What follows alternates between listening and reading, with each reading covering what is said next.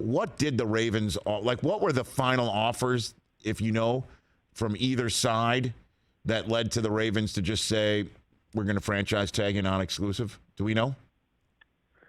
I don't know what the exact offers were, but I can say what I've said, I think for the last year, which is, the gap there really was, about the guarantees. And, my understanding is all along that the Ravens have offered proposals that are, I think you would, couch as top of the market traditional quarterback contracts. So what does that mean? That means the average per year is where it needs to be and where it has been at the top of the market over the last couple of years. And a more traditional structure means that the first few years are guaranteed, and then there are more or less de facto team options on the back end. And I think, the problem with that for Lamar has been, and this is actually understandable if you think about it, you've just asked me to take on an unprecedented amount of punishment on my body for a quarterback over the first 5 years of my career. And now you're the one asking for injury insurance on the back end of this. So, I think for Lamar, it's actually about principle more than it's about money. And I know that sounds silly because, most of these things are about money. But, I mean, to me, if this was about money for Lamar, he would have just taken the traditional top-of-the-market quarterback deal like 95% of top quarterbacks do. So, I think now where they are is the Ravens are sort of looking for an end game here, whether it's with Lamar or without him. And, that's the idea of putting the non-exclusive tag on him is either you lose him and then, you're resetting at quarterback, or you have someone else write the contract for you and you match another team's offer. So I think as much as anything else, this is the Ravens pursuing a conclusion to this saga that's lasted for 2 years now. Well, I mean, you're saying the Ravens are seeking conclusion, and the number of people that I'm seeing in our business that are saying the Ravens are seeking collusion more than anything else is quite eye-opening, to say the least. So what do you make of the idea that the Ravens, through Lamar, the out of go find your market, but knowing the market is completely suppressed because nobody wants to pay him the manner in which he wants to be paid, or that's already been hammered out amongst teams? What do you make of the collusion conversation, Albert? I mean, Rich, you know me. I'm not against pushing back on the league and looking for these sorts of things. I don't know that I see it here. I mean, look, acquiring Lamar is a complicated thing.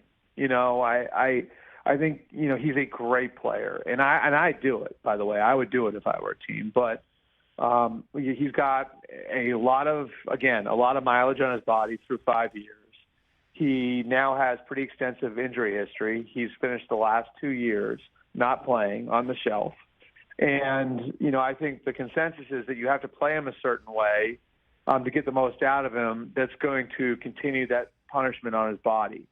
So if you put all of that together and then you say, and we're going to have to guarantee 4 or 5 years, you can see where, for any GM coach, that can be a relatively scary thing. As high as the upside might be here, there's also considerable downside because you're not getting out of a contract like that, And so I think, there are teams that look at this and say, is this going to be the second 5 years of Cam Newton?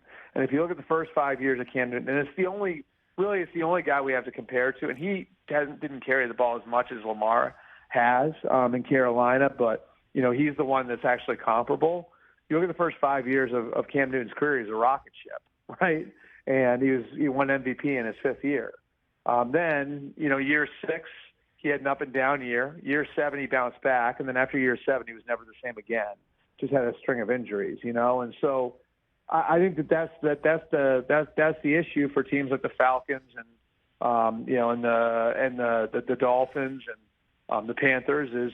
I mean, I just imagine you're Terry Fontenot and Arthur Smith right now, and you've waited 2 years to go find your quarterback, right? Like you pass in consecutive years on going all in on any one quarterback. Well, is this what you want to go all in on if you're them?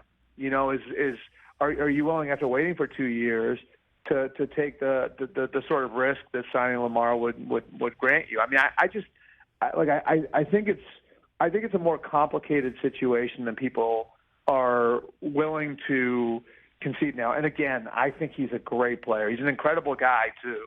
Like, I've gotten to know him just a little bit, and I love him as a guy, and I he's somebody I would bet on.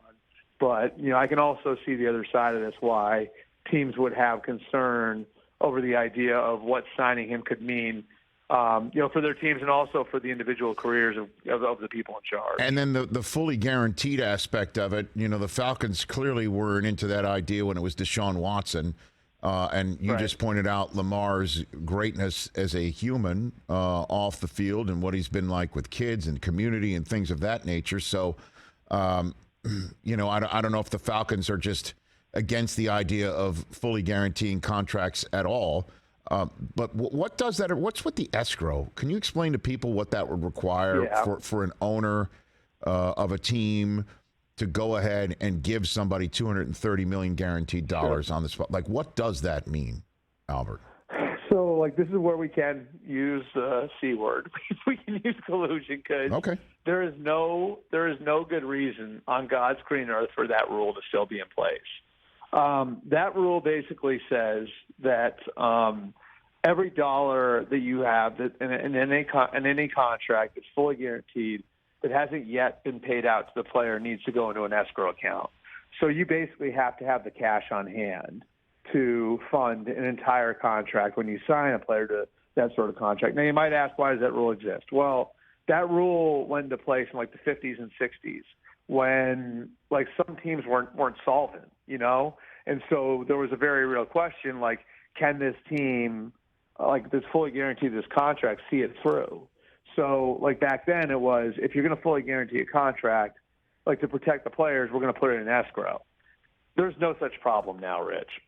I think we both know that, right? Mm-hmm. But this is sort of used as a red herring by owners to say, well, we would do it, or we like you, but the idea of, putting $250 million in escrow, that doesn't work for us. So we're not, so we can't do it. So let's do this structure instead. And, I for one reason or another, they've been able to keep the rule in there through several collective bargaining, agreements. If I'm the union, that's probably the number one thing I'm looking to get out of there. But, there are a lot of teams that, and there are teams that legitimately can't afford to put the money in escrow, but it's used by all owners, even the ones who can afford to do that, as this sort of red herring is this is why we can't do fully guaranteed deals, all the while knowing that there's no actual reason for that rule to be in place anymore. So to put a button on this conversation, is it possible that Lamar waits till the end of the draft and that 5 teams that currently can't talk to him because they don't have 2 first-round selections in 2023 and 2024, some of them wouldn't be interested in him anyway, like the Broncos, the Rams, and obviously the Browns. But once this draft is over, the Dolphins and the Niners can do it.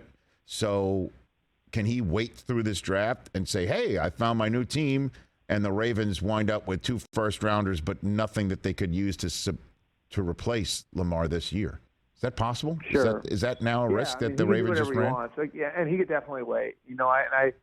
Those teams, too, could call the Ravens and ask. There are creative ways to attack this. Those teams could call the Ravens and say, hey, what about a sign and trade? And would you let us talk to Lamar and see if we could work out some sort of contract that would work for Lamar to come to us? And, I would assume then the Ravens would want first to work out trade terms.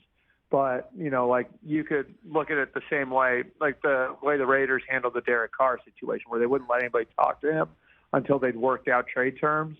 The Ravens could do something like that. Or if you're another team, you could call the Ravens and say, could we work out a trade, and then you could let us talk to Lamar about a contract. So, one of those teams could wind up, could do that if they wanted to, or they could just wait. And I think it behooves Lamar from a leverage standpoint to wait. I think each of these franchise tags are a little different. If I'm Saquon Barkley, I'm signing my franchise tag today, right? I'm signing it because I want to make sure that $10 million is locked in. If I'm Lamar, I'm not signing that tag. I'm not until I absolutely have to, and he doesn't really have to until week 1. Catch the Rich Eisen Show every single day on the Roku channel, 12 to 3 Eastern, for free.